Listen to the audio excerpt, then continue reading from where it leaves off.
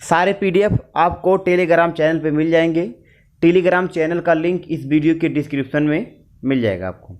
चलिए चलते हैं पहले क्वेश्चन पे। तो मेरा पहला क्वेश्चन था कि रॉबर्ट ब्रूस फुट थे एक क्या थे? भूगर्भ वैज्ञानिक थे, पुरातात्विक थे, पूरा वनस्पति शास्त्री, इतिहासकार। तो क्या थे वो? भूगर्भ वैज्ञानिक के साथ साथ पुरातात्विक भी थे। भूगर्भ वैज्ञानिक के साथ साथ पुरातात्विक भी थे। दूसरा क्वेश्चन चलते हैं। दूसरा है कि कोपेनहेगन संग्रहालय की सामग्री से पाषाण काल से और लौह युग का त्रियुगीय विभाजन किया गया था। किसके द्वारा किया गया था? थॉमसन, लुबाक ने, टेलर ने, टाइल्स ने। किसने किया था? थॉमसन ने किया था। तीसरा क्वेश्चन है कि उत्खनित प्रमाणों के अनुसार पशुपालन का प्रारंभ हुआ था। पहला ऑप्शन निचले पूरा पाषाण काल में, मध्य पूरा पाषाण काल में, ऊपरी एवं पाषाण काल में, मध्य पाषाण काल में। तो इसका क्या हो जाएगा? मध्य पाषाण काल में उत्खनन प्रमाणों के अनुसार पशुपालन का प्रारंभ हुआ था।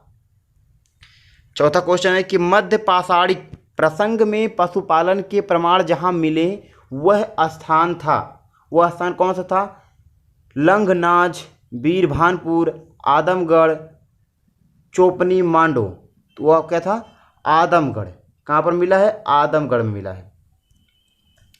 पांचवा क्वेश्चन कि निम्नलिखित में से किस स्थान से हड्डी के उपकरण प्राप्त हुए हैं? चोपनी मांडो से, काकुरिया से, महादहा से, सराय नाहर राय से। कहाँ से प्राप्त हुए हैं? महादहा से प्राप्त हुए हैं हड्डी के उपकरण। हड्डी से निर्मित आभूषण भारत में मध्य पाषाण काल में संदर्भ में प्राप्त हुए हैं। सराय नहर से, महादहा से, लेखिया से, चोपनी मांडो से। कहाँ से प्राप्त हुए हैं? महादहा से हुए हैं। महादहा से प्राप्त हुए हैं हड्डी से बने निर्मित आभूषण। सातवां क्वेश्चन है कि एक ही कब्र में 3 मानव कंकाल निकले हैं। एक ही कब्र में 3 मानव कंकाल निकले हैं। पहला ऑप्शन है सराय नाहर राय से, दमदमा से, महादहा से, लंगनाज से। कहाँ से प्राप्त हुए हैं? दमदमा से। कहाँ से? दमदमा से। इसके बाद अगला क्वेश्चन चलते हैं। खाद्यान्नों की कृषि सर्वप्रथम प्रारंभ हुई थी। खाद्यान्नों की कृषि सर्वप्रथम प्रारंभ हुई थी नव पाषाण काल में, मध्य पाषाण काल में, पूरा पाषाण काल में, प्रोटो ऐतिहासिक काल में। किसमें हुई थी? 8वां क्वेश्चन है कि खाद्यान्नों की कृषि सर्वप्रथम प्रारंभ हुई थी। तो हुई थी मध्य पाषाण काल में। कहाँ से हुई थी? मध्य पाषाण काल में। भारत में मानव का सर्वप्रथम साक्ष्य कहाँ मिलता है? नीलगिरी पहाड़ियों में, शिवालिक पहाड़ियों में, नल्लामाला की पहाड़ियों में, नर्मदा घाटी में। कहाँ प्राप्त हुई? नर्मदा घाटी से सर्वप्रथम मानव का साक्ष्य प्राप्त हुआ।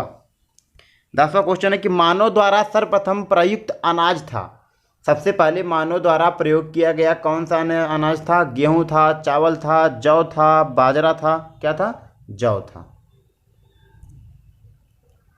अगला क्वेश्चन चलते हैं। 11वां नंबर क्वेश्चन है कि भारतीय उपमहाद्वीप में कृषि के प्राचीन साक्ष्य प्राप्त हुए हैं। कोल्डिहवा में, लोहरादेव में, मेहरगढ़ से या टोकवा से। कहाँ से प्राप्त हुए? मेहरगढ़ से। कहाँ से? मेहरगढ़ से प्राप्त हुए हैं। 12वां क्वेश्चन है कि भारतीय उपमहाद्वीप में कृषि के प्राचीनतम साक्ष्य प्राप्त हुए हैं। कहाँ से प्राप्त हुए हैं? ब्रह्मगिरी से, बुर्ज होम से, कोल्डिहवा से, मेहरगढ़ से। कहाँ से प्राप्त हुए? मेहरगढ़। मेहरगढ़ से प्राप्त हुए हैं। अगला क्वेश्चन है कि उस स्थल का नाम बताइए जहां से प्राचीनतम अस्थायी जीवन के प्रमाण मिले हैं। पहला ऑप्शन धौलीबीरा, किले गुल मोहम्मद, कालीबंगा, मेहरगढ़। कहाँ से प्राप्त हुए? मेहरगढ़ से। मेहरगढ़ से प्राप्त हुए। 14 क्वेश्चन है कि निम्नलिखित में से किन स्थानों से मध्य पाषाण काल में पशुपालन के प्रमाण मिलते हैं? औदे से, बोरी से, बागौर से, लखनिया से। कहाँ से? तीसरा ऑप्शन है बागौर से। कहाँ से? बागौर से। अगला क्वेश्चन है कि निम्नलिखित में से किसको चिल्कोलिथ युग भी कहा जाता है।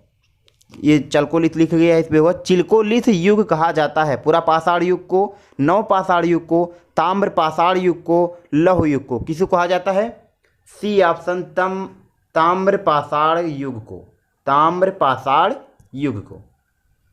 16वां क्वेश्चन है कि निम्नलिखित में से किस एक पुरा स्थल से पाषाण संस्कृति से लेकर हड़प्पा सभ्यता तक सांस्कृतिक अवशेष प्राप्त हुए हैं। मतलब कि पूरा पाषाण से लेकर हड़प्पा सभ्यता तक कहाँ से प्राप्त हुए हैं, अवशेष कहाँ से प्राप्त हुए हैं? तो है अमरी से, मेहरगढ़ से, कोट दीजी से, कालीबंगा से। कहाँ से प्राप्त हुए हैं? हर स्थान से हमेशा मेहरगढ़ से ही प्राप्त हुए हैं। क्या हो जाएगा? B option, Mehrgarh. 17वां क्वेश्चन है कि नौदा टोली का उत्खनन किसने किया था? नौदा टोली का उत्खनन किसने किया था? के.डी. वाजपेयी ने, बी.एस. वाकंड ने, एच.डी. संकालिया ने, मार्टिमर व्हीलर ने। किसने किया था? एच.डी. संकालिया। किसने किया था? एच.डी. संकालिया ने नौदा टोली का उत्खनन किया था। 18वां क्वेश्चन है कि बृहद पाषाण स्मारकों की पहचान की गई सन्यासी गुफाओं के रूप में, मृतक के दफनाने के स्थान के रूप में, मंदिर के रूप में उपयुक्त में से कोई नहीं। किसे किया गया था? बी ऑप्शन, मृतक को दफनाने के रूप में, मृतक को दफनाने के रूप में भीमबेटका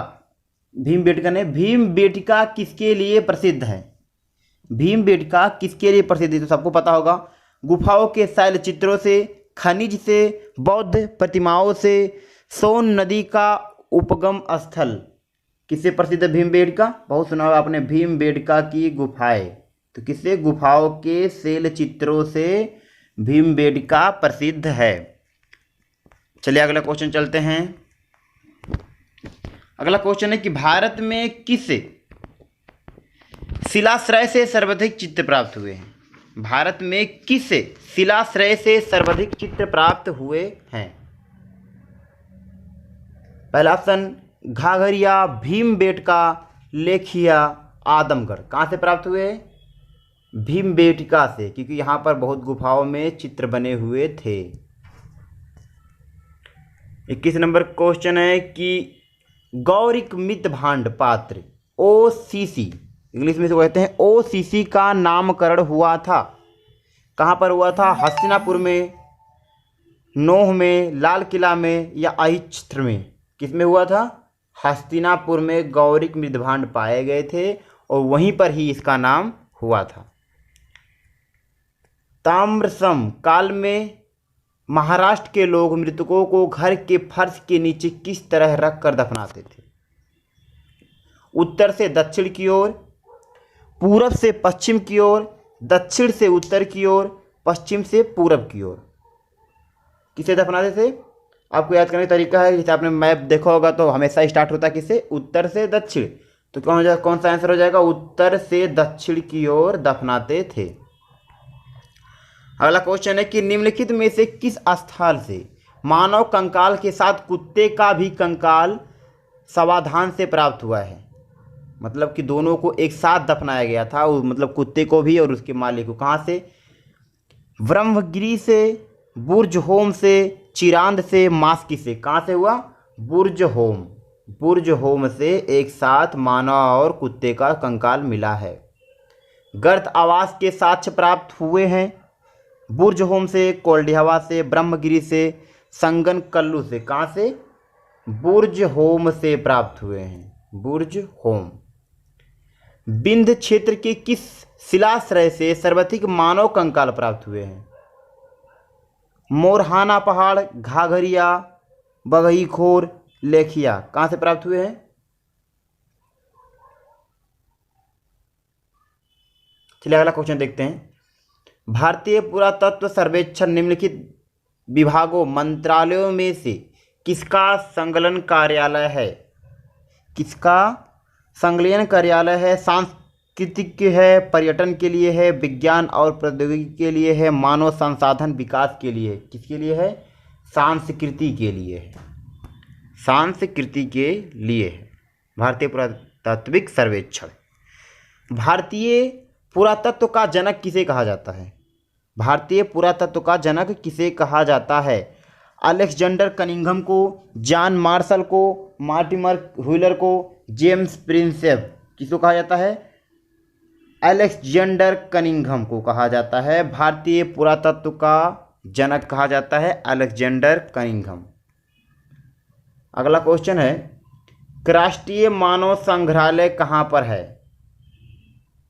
राष्ट्रीय मानव संग्रहालय कहाँ पर है? गुवाहाटी में है, बस्तर में है, भोपाल में है, चेन्नई में है। कहाँ पर है? भोपाल में राष्ट्रीय मानव संग्रहालय है। अगला क्वेश्चन है कि इतिहास का जनक किसे कहा जाता है? इतिहास का जनक हेरोडोटस को कहा जाता है। किसे कहा जाता है? हेरोडोटस। हेरोडोटस का इतिहास का जनक कहा जाता है। अगला क्वेश्चन है कि इतिहास को किसने विज्ञान के बराबर तुलना दिया? इतिहास को किसने विज्ञान के बराबर तुलना दिया? तो किसने दिया था? जैसे आपको याद करना है, जैसे कि आपने सुना होगा मैडम क्यूरी, तो इसका आंसर क्या होगा? ब्यूरी। ब्यूरी मैं आपको लिख कर दिखाता हूं।